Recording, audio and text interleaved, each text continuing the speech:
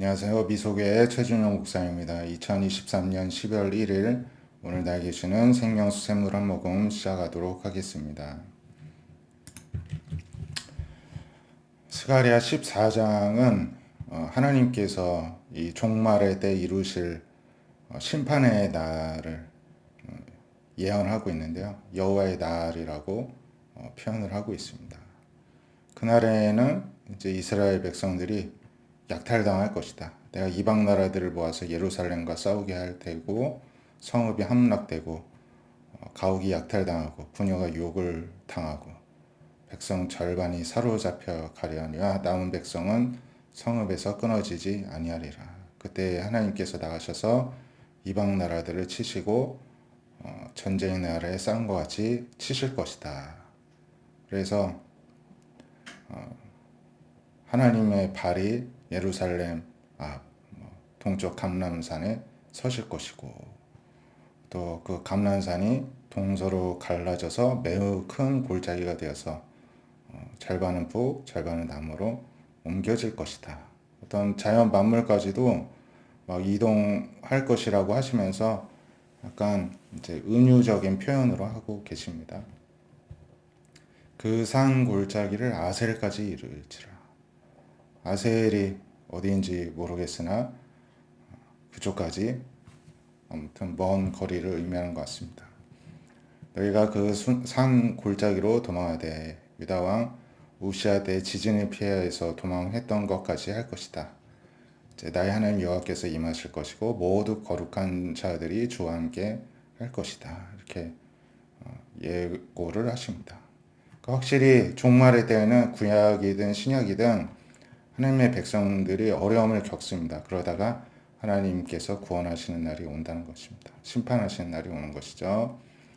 그날에는 빛이 없겠고 광명한 것들이 다 떠나고 낮도 아니고 밤도 아니고 어두워갈 때 빛이 비춰질 것이다. 그래서 생수, 하나님이 주시는 생수가 예루살렘에서 솟아나서 절반은 동해, 절반은 서해로 흐르고 여름에도 겨울에도 그럴 것이다.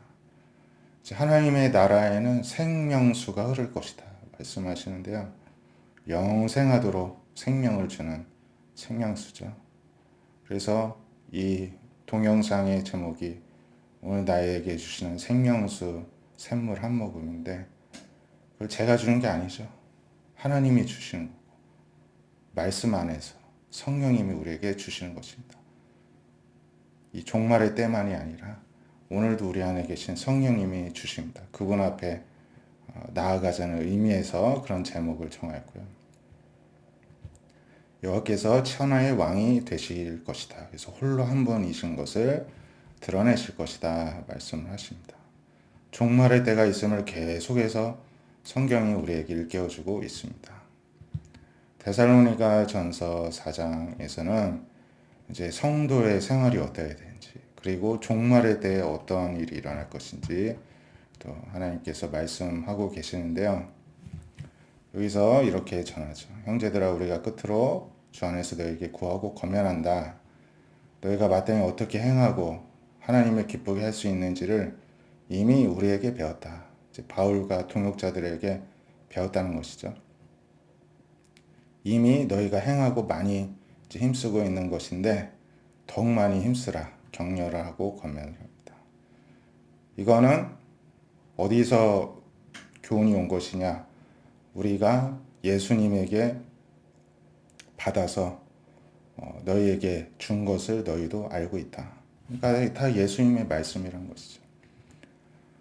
이미 언급했지만 한 번 더 언급하는데 하나님의 뜻은 이것이니 너희의 거룩함이다. 그러니까 우리는 거룩을 위해서 부르심을 입었다는 것이죠. 이 거룩이라 함은 무엇이냐? 곧 음란을 버리는 것인데 이 아시아 쪽에 고린도, 데살로니가 이런 데에는 그리스 로마 문화가 있었고 그리스 로마 신화에 보면 각종 신들이 나오죠.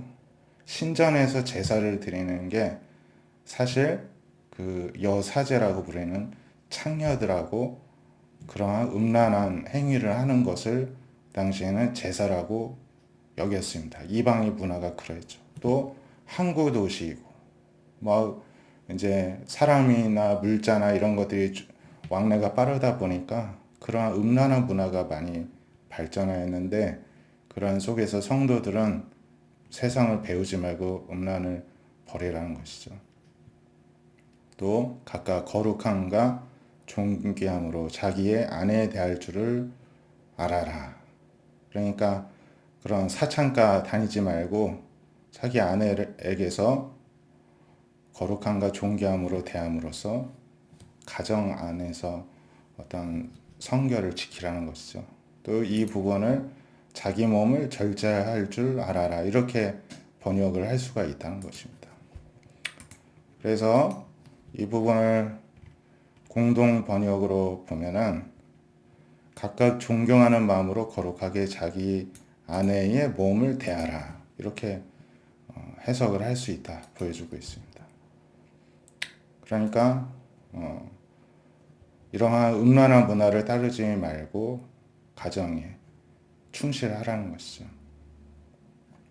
하나님을 모르는 이방인처럼 세욕을 따르지 말라고 합니다. 이 일에 분수를 넘어 형제를 해하지 말라고 합니다. 그러니까 뭐 바람 펴가지고 다른 형제의 마음을 아프게 하는 가정을 깨트리는 일을 하지 말라고 합니다. 우리가 너에게 미리 말하고 증한 것 같이 모든 일에 주께서 신원하여 주시니라. 주님께서 심판하시고 갚아주신다는 것입니다. 하나님이 우리를 부르심은 부정하게 하심이 아니라 거룩하게 하심이니 이 거룩함을 저버리는 사람은 사람을 저버리는 게 아니라 성령 주신 하나님을 저버리는 것이다 말씀합니다. 그래서 형제 사랑에 대해서 더 쓸 것이 없으면 너희가 이미 서로 잘 사랑하고 있다 이렇게 또 칭찬하고 있습니다. 더 그렇게 행하라 이렇게 합니다. 또 조용히 자기 일을 하고 너희 손을 일하기 힘쓰라. 자립을 강조를 하는데요. 정말 못 오니까 굳이 일할 필요 없다 하는 이러한 신앙을 가진 사람도 있었는데 바울은 이것을 금지하였습니다. 오늘 주님이 오시더라도 마지막까지 주신 일을 최선을 다하고 성실하게 살라는 것입니다. 자기 손으로 일하기를 힘쓰라고 하였습니다.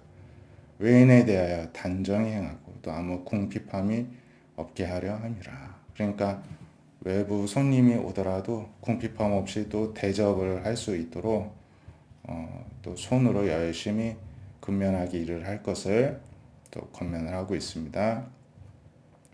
13절부터는 이제 부활에 대해서 말씀을 하는데 너희가 알지 못하는 것을 원하지 않아서 우리가 알려주겠다 이렇게 하면서 소망이 없는 다른 이처럼 누가 가족이 돌아가셨다고 해서 슬퍼하지 않게 하기 위해서다라고 말합니다.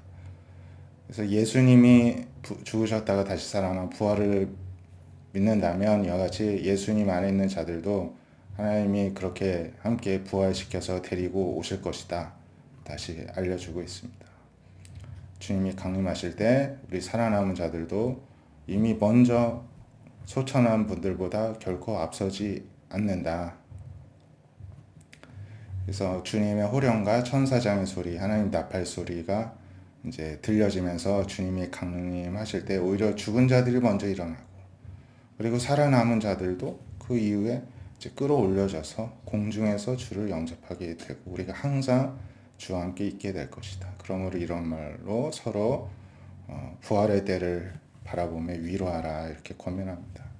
우리가 오늘 말씀처럼 주님 다시 오시는 날까지 이 거룩에 속하는 것이 하나님의 뜻인 줄을 알고 날마다 거룩에 힘쓸 수 있기를 원합니다. 기도하겠습니다. 하나님, 주님께서는 구약 시대에나 신약 시대에나 선지자와 또 사도들을 통해서 계속해서 이 세상에 주님이 다시 오셔서 심판하실 그날에 대해서 계속해서 말씀을 해오셨고 오늘날 우리에게도 또 일깨워주고 계십니다. 이 말씀을 마음에 새겨서 오늘이라도 주님이 곧 오신다는 마음으로 주님을 기다리는 심정으로 하나님의 뜻대로 거룩을 지켜 행하는 우리 모두가 되게 해주시고 또한 성도들 간에 서로 사랑에 힘쓰는 우리 모두가 되게 하여 주시옵소서. 이 마지막 때에 또 자기에게 주신 모든 일들을 감사함으로 근면을 성실하여서 오히려 또 남에게까지 베푸는 손길이 다 될 수 있도록 주님 축복하여 주시옵소서. 이 모든 말씀 살아계신 예수님의 이름으로 기도드립니다. 아멘. 오늘도 하나님의 뜻대로 거룩하게 또 하루를 보내시는 저와 여러분 되시기를 축복드립니다. 감사합니다.